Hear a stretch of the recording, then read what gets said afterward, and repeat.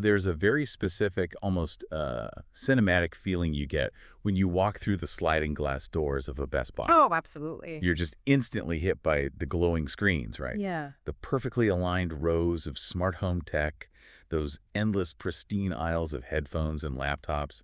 It all just feels so inevitable. Mm-hmm. Did it really Really, like you look at a smart thermostat sitting right there at eye level, and it just feels like it was born to be on that exact shelf. Yeah, but the reality is behind every single gadget you see, there is an absolute gauntlet of a journey. Getting a product onto that specific 12 by 12-inch square of shelving is incredibly hard. Right. It's honestly a logistical and financial miracle every time it happens. Wow. Because that inevitability you're talking about, that feeling that a product just naturally belongs there, well, that's the exact illusion a massive retailer wants to create for you. They want it to be seamless. Exactly. They want a totally frictionless shopping experience. But behind the scenes, determining what actually gets to sit on those shelves is a highly calculated, ruthlessly competitive vetting process. And the margin for error isn't just zero, it's like practically negative. Yeah. One mistake doesn't just ruin a product launch. It can completely ruin a brand's relationship with a retail buyer forever. And honestly, that is our mission for this deep dive. I'm excited for this one. Today, we're unpacking exactly what it takes to get a product onto the shelves of Best Buy, the undisputed heavyweight champion of brick-and-mortar electronics retail in the U.S. It's a huge topic. It is. Just to set the stakes here, millions of customers visit Best Buy every single week. Thousands of consumer electronics brands apply every year, hoping to get their stuff featured in the aisles or even just listed on BestBuy.com. But only a microscopic fraction make the cut. Right. Which means if you are an emerging brand or even an established one trying to break into a new category, you're going up against entrenched giants with, bottomless budgets. You really have to thread a very specific needle. Yeah, you do. So to figure out how the winners actually pull this off, we are drawing from the Ultimate Insider Playbook today. We're looking at a detailed article by Johann Jacob. He's the president of Retailbound, right? Exactly. It's a consultancy that specializes in bridging the gap between product creators and retail buyers. They've helped brands launch in over 150 different retailers. So they definitely know what they're talking about. Oh, this is the real deal. We are going to extract the exact mechanics of turning a great prototype into a massive retail success. Okay, let's unpack this. Well, the best place to start is right at the psychological foundation. Okay. Because before a brand can even, draft an email to a buyer at Best Buy, they have to undergo a complete mindset shift. What kind of shift? They have to stop thinking like a product creator and start thinking like a retail buyer. Oh, that distinction is huge. Because when you invent something, you are utterly obsessed with the features. You're holding your prototype, looking at the custom circuit boards, the extended battery life, the sleek design. You're thinking, this is the most advanced piece of tech in its category. Right, but the Best Buy buyer is looking at that exact same prototype through a completely alien lens. Right, they don't care about the circuit board. No, not really. I mean, they are looking at it as a financial instrument. Wow. To understand how to sell to Best Buy, you have to truly internalize their business model. They are not in the business of running a museum for cool technological advancements. Right. So Best Buy isn't a museum for cool prototypes. It's highly curated real estate where every inch of a shelf has to pay rent. That is a perfect way to put it. They are meticulously evaluating how your product performs commercially, your brand's overarching reputation, and the broader customer experience. Everything has to justify its space. Exactly. Every item has to align with their promise to the consumer, which is offering reliable, high-quality electronics that people actually want to take out their wallets for today. The source has a really practical tip here that I loved. If you're an inventor, the most profitable thing you could do today probably isn't soldering another circuit in your lab. Oh, the store visit tip. Yes. It's grabbing a physical notepad, walking into your local Best Buy, and actually looking at the lighting. Serious. Like really looking at the physical environment.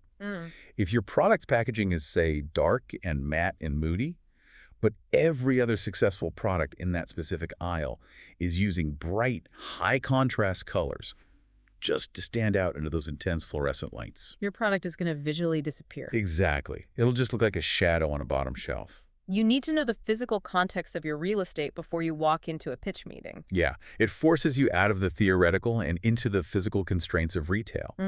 A buyer knows those shelves intimately. If they see your sleek black packaging and instantly know it won't pop on a gondola display, the meeting is effectively over. But this brings me to a massive chicken and egg situation. Yeah. The source says buyers want proven demand. Yes, they do. They want to know people will buy the thing. But if you're a new brand trying to get into retail, how on earth do you prove demand before you're even on the shelf? What's fascinating here is that the modern digital landscape has fundamentally changed how this works. Okay. You no longer have to guess or rely on focus groups. Brands today must prove traction before they ever approach a giant like Best Buy. So you don't start at the summit. Right.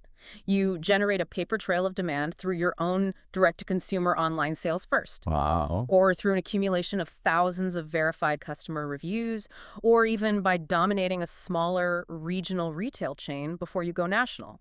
So you have to show up with undeniable receipts. You really do. You can't just walk in with a slick PowerPoint and say, trust me, the market research says millennials are going to love this. No buyer cares about that. Right. You have to slide a spreadsheet across the table and say, look, 20,000 people already bought this off our website at full retail price in the last quarter. Exactly. That is the only language a retail buyer truly trusts. Ugh. Their primary job function isn't discovering the future, it's risk mitigation. That makes total sense. They do not want to take a gamble on an unproven entity. By showing hard sales data, you de-risk the decision for them. Right. And alongside that proven demand, you have to demonstrate unique value. You must clearly articulate your separation from the entrenched competitors. Whether that's like proprietary tech or a better design. Exactly. It could be radically better ergonomics or a totally unique software ecosystem.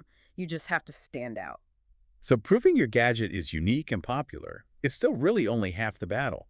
Because even if consumers are practically begging for it, if the math and the mechanics behind the business don't work, a retail giant won't even entertain a conversation. Oh, absolutely not. We really have to transition here from the hype of the product to the cold, hard hardware of running a business. This is the hidden hurdle that trips up brilliant engineers all the time. Yeah. They have a revolutionary gadget, but they haven't optimized the math of the shelf. Retailers operate on razor-thin, incredibly specific financial models. They require strong margins to justify the physical space an item occupies. Okay, let's break down that mechanism for a second, because margin gets thrown around a lot. Let's say a startup pitches a pair of $200 headphones. Okay. The startup says, well, it costs us $150 to make, so we'll sell it to Best Buy for $180. We make $30 profit, and Best Buy makes $20 profit when they sell it to the customer. That sounds like everyone makes money, right? I mean, on paper, maybe, but that scenario is a complete non-starter for Best Buy. Really? Oh, yeah. That $20 wouldn't even cover the retailer's overhead. Think about it. Best Buy has to pay the employees walking the floor, the electricity for those massive stores, Which are huge, yeah. the logistics to get the headphones from a distribution center to the specific store, and they have to account for returns and shrinkage. Oh, wow. Yeah, I wasn't even thinking about returns. Exactly. If your manufacturing costs are so bloated that the retailer only gets a tiny sliver of profit, your product is a liability, not an asset. That space could easily go to a cable or an accessory that offers them a 60% profit margin. It's pure opportunity cost. Here's where it gets really interesting, because the financial math is like inextricably linked to the physical reality of the supply chain. Yes. I think a lot of people drastically underestimate the violent jump in scale. Yeah. It's like the difference between cooking a highly complex gourmet meal for your immediate family Right. versus being contracted to cook that exact same meal for 10,000 people across the entire country by Tuesday. It's a totally different game. And it has to taste exactly the same every single time. Yes, and it's not just the cooking itself. What if your supplier for a hyper-specific ingredient suddenly goes bankrupt? Or a delivery truck gets delayed. Right, like by a massive snowstorm in the Midwest, everything just grinds to a halt. If we connect this to the bigger picture, a brilliant product with a fragile supply chain is actually a massive liability for a major retailer. It's a ticking time bomb. It really is. Think about it from Best Buy's perspective. They decide to bet on you. They put your smart home hub in their national weekly circular. They run digital ads. They dedicate a whole end cap display to it. Okay. Customers drive to the store, walk in, and the shelf is empty because your factory in Shenzhen missed a shipping container deadline. Oh, man. who is the customer angry with in that scenario? Exactly. They aren't mad at the brand they've barely heard of. No, they're furious with Best Buy for wasting their Saturday afternoon. That's the danger. You haven't just cost Best Buy a $200 sale, you have actively damaged their brand trust. Wow. That is why buyers demand reliable supply, bulletproof logistics. They Yeah. will literally audit your manufacturing capacity. To make sure you can handle it. Yeah, they need to know you can fulfill large orders consistently without any delays, handle seasonal spikes like Black Friday, and absorb the inevitable shockwaves of global shipping. Okay, so let's put ourselves in the shoes of a brand that has actually done the homework. They have undeniable D2C sales data. Their profit margins give the retailer plenty of room to eat. Their supply chain is built like a tank. They are ready. How do they actually communicate all of that to a Best Buy buyer? Well, it requires a highly orchestrated pitch. Right. It requires translating your passion project into a hyper-rational business case. You need a data-driven retail pitch deck that speaks the buyer's language flawlessly. And the anatomy of this deck is fascinating because it reveals what buyers actually care about. It really does. First, you have the product overview and key benefits, which is standard. But then it immediately shifts into target customer demographics. Why does Best Buy care so much about your specific demographic? Because they need to know if your customer actually shops in their physical stores, or at least if they can be persuaded to. If your product is hyper-targeted at Gen Z users who exclusively discover and purchase products directly through TikTok on their phones, Right. putting a stack of boxes in a physical Best Buy might be a total mismatch of foot traffic. You have to prove that the Best Buy shopper and your shopper are the same person. Okay, that makes sense. Then you hit them with the sales performance metrics we talked about, right? The receipts. Yes. But the next requirement in the deck is a comprehensive marketing and PR support plan. Wait, I have to stop you there and push back on this a bit. Sure. Best Buy is a multi-billion-dollar monolith. They have millions of people walking through their doors every week just by existing. Why is the burden on a tiny startup to come in and fund their own PR campaign? It's a really common misconception. Isn't the whole point of getting into big box retail to leverage their massive marketing engine? You'd think so, but that's actually why so many brands fail in their first year. Best Buy is a landlord. They're not your bespoke marketing agency. Oh, wow. Yes, they provide the fireplace, but you have to bring the fire. The retail environment is just too crowded. Yeah, there's a lot of stuff on those shelves. Exactly. If you just passively sit on a shelf among 50 competing gadgets and expect Best Buy's general brand aura to do all the heavy lifting, your inventory will stagnate. So they expect you to hustle. Best Buy expects proactive partners. They want to see that you are spending your own money on social media ads, influencer campaigns, and PR pushes that end with a very specific call to action. Available now at your local Best Buy. You have to drive your own dedicated traffic into their aisles. Exactly. You're pulling the consumer to the store, not waiting for the store to push the consumer to you. Okay, that totally reframes the relationship. And finally, the deck rounds out with the competitive pricing and margin structure, proving the math works. Right. So logistically, how do you actually get this beautiful data-heavy deck in front of a human being who can say yes?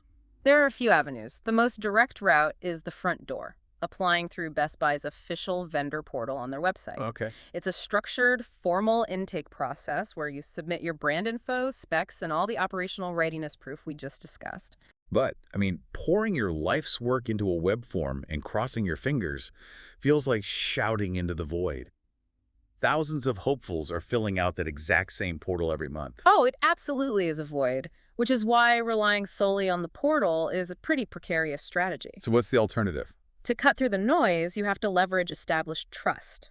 The source suggests networking with industry contacts, attending massive trade shows like CES. Finding the buyers there. Exactly. Or taking the route that many successful brands take, which is utilizing a retail broker or consultancy. Like Retailbound, the people who wrote the insider article we're using. Precisely. Agencies like that already possess what takes years to build: trusted relationships with retail buyers. They already have the contacts. Right.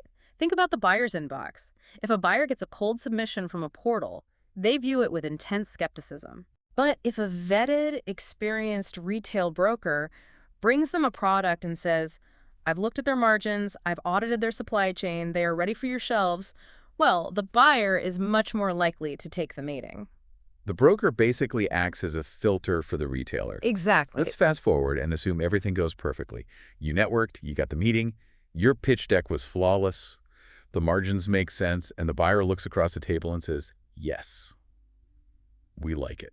The dream scenario. Right. The natural reaction for an entrepreneur is to pop the champagne, rent a bigger warehouse, and assume they are about to instantly ship to every store nationwide. But a yes is just the beginning, isn't it? It's arguably where the hardest work actually starts. A yes in a pitch meeting is not a purchase order for 1,000 stores. No. No, it is merely an agreement to move into the rigorous vetting phase. The reality of a retail rollout is incredibly methodical. Wait, so getting a yes is really just an invitation to a much harder audition.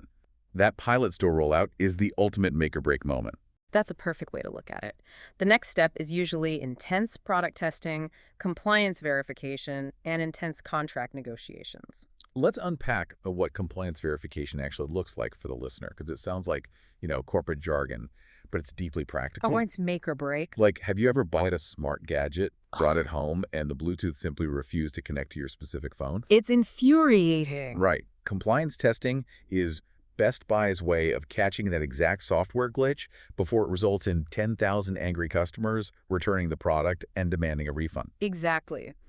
If your product fails compliance testing because of a software bug or, I don't know, a flimsy hinge that breaks after 10 uses, the deal dies right there. Wow. If you pass, you move to contract negotiations where things like markdown allowances and return policies are hammered out, and discussions about in-store displays. And then finally, the pilot store rollout. The audition. Right. Best Buy might say, we aren't putting you in 1,000 stores. We're putting you in 50 test stores in specific markets for 12 weeks. Let's see what the data actually says. And this raises an important question. What happens if a brand gets into those 50 pilot stores? The product is a smash hit, and they sell out in a week. Wow. That sounds like a victory, so right. But if they don't have the cash flow to manufacture the next batch for 2 months, what happens? They fail the audition catastrophically. Jeez. The buyer's worst fear has been realized. You are an unreliable supplier. You have stranded them with empty shelf space that isn't generating revenue. Because you couldn't keep up with your own success. Exactly. This is the crucial warning from the source for brands entering this phase. You must be completely financially and operationally prepared to support the momentum of a pilot test. You have to be ready to scale instantly. If you sell out, you need to be able to restock immediately. Your marketing needs to be firing on all cylinders in those specific pilot regions. Surviving and thriving in the pilot phase is what finally proves to the buyer that you are capable of surviving a national rollout. So what does this all mean? When we step back and look at this entire gauntlet, from checking the lighting in a local store to surviving a 50-store pilot test, the core takeaway is that a retail buyer isn't actually buying a gadget. No, they aren't. They are buying confidence. They are buying peace of mind. Delivering quality in the product, absolute reliability in the supply chain, and undeniable profitability in the margins at every single stage is the only way to eventually land on the shelf. You really have to transition from sounding like a passionate inventor in a garage to operating like a sophisticated, battle-tested brand. You have to systematically eliminate every single reason a buyer might have to say no. It is a monumental undertaking, balancing the creative fire of making a cool product with the cold, unforgiving mathematics of retail logistics. It really is. But obviously, for the brands that survive the gauntlet and pull it off, the reward is access to one of the most powerful consumer electronics audiences on the planet. It changes the trajectory of a company overnight. Absolutely. And I think to leave you with something to ponder the next time you walk into a major retailer like Best Buy and look at the gadgets on the shelf, take a second. Yeah. Ask yourself, what did this company have to prove mathematically and logistically to earn this exact square foot of space? Wow. Think about the supply chain stress tests, the margin negotiations, the pilot programs. It totally changes the way you look at everyday shopping. It really does. I don't think I'll ever look at a brightly lit end cap display the same way again. I'll just be thinking about the, Bluetooth compliance tests and the sheer volume of spreadsheets that had to be approved just to put that product right in front of my face. That's a lot of spreadsheets. It's a mountain of them. Thank you so much for joining us on this deep dive. We hope you're walking away with a completely new perspective on the invisible machinery of the retail world. Catch you next time.